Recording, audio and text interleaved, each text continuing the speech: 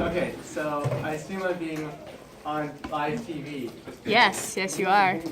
But here it is, 1920s Chicago. So the Valentine Day Massacre was the name of a heinous event caused by Al Capone. Although I'll explain later that we don't really know that he did it, but he probably did it anyways.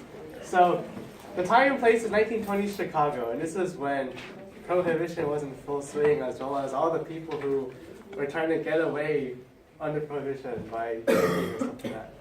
And so Chicago is basically ruled by gangs in this time and place. Like essentially every government official had been like swindled by the gangsters who made all the money from bootlegging. And so bribery and beating up public officials just to get their way was pretty common. And it was like basically constant fighting just to keep their own turf. If I ever present this in a later topic, there's quite a few good maps that show like the size of territories and how like they change in size over the time as they keep on fighting with each other. And so, who is this lovely man? It's Al Capone. So he's probably the most famous gangster from this time era, but he certainly had to fight a lot to get the position of number one. And so, sometime during his career, I'm not sure the exact date, but there was a bounty placed on his head, $50,000, and it was none other than his enemy. Well, I don't think I need to put quotation marks because he was actually his enemy. So Bugs Moran was the leader of a rival gang, and he was basically number two. And so when there's only one number two, there's certainly quite a lot of competition between there. And so Bugs Moran's gangs. The previous leader had been bumped up by Capone, but not personally. Capone was just basically like, hey, like some henchman or kid, why don't you kill this guy for me? And it didn't happen. And so because the Bugs' gang's leader died, obviously we gotta do some justice and have some revenge, right? And so this revenge was effectively putting the bounty on Capone's head. And so Capone was like, gee, that's pretty mean of you to do that, so I got to do something else as well. And so the Valentine's Day Massacre in question is in 1929. And so basically what happened was that Bugs Moran was supposed to receive a shipping of bootleg whiskey at his headquarters. Okay, and then he arrived late and he saw police go inside his apartment, so he thought, oh man, they're going to arrest me for bootlegging, even though I probably already bribed them already. So he decided to wait outside and, live to see another day. And so he thought that his henchmen inside were being arrested. Not the case. Not the case. They got a worse fate than arrested. They were dead. And so 7 men were shot, all in the back. Like in the back, not in the back of the building. And so they were all like dead inside. None of them had pulled out the gun, and they were all facing their walls before they died.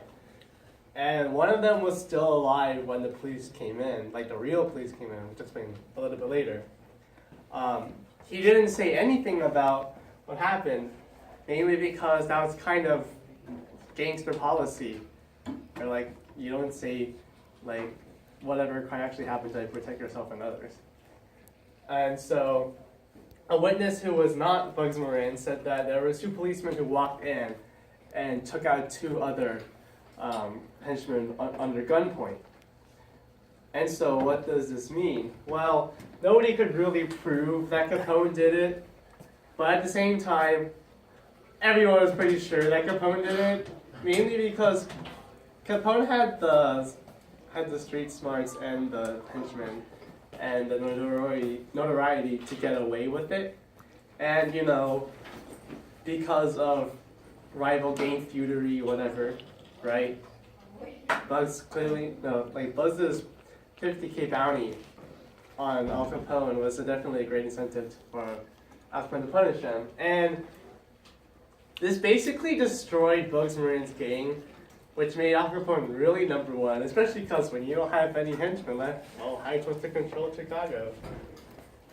And this also was one of the acts that kind of brought Capone to his downfall.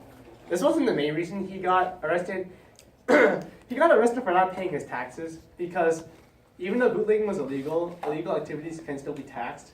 And so that's how he got arrested. That's for another day. This is what caused his public image to like go really down because a lot of his like cover-up methods was to provide like just like throw money in the streets at the people to like set up like soup kitchens and stuff like that. And I mean like that's not bad, but it also doesn't justify what he did. And certainly there were many people who thought that he was doing it just to like get away with what all the other bad criminal things he was doing. And so this certainly didn't help his public image, even if it did help him reach the peak of his career. And so that's that. And because I still need to make this substantially long enough, I'm going to pull up some videos from history.com.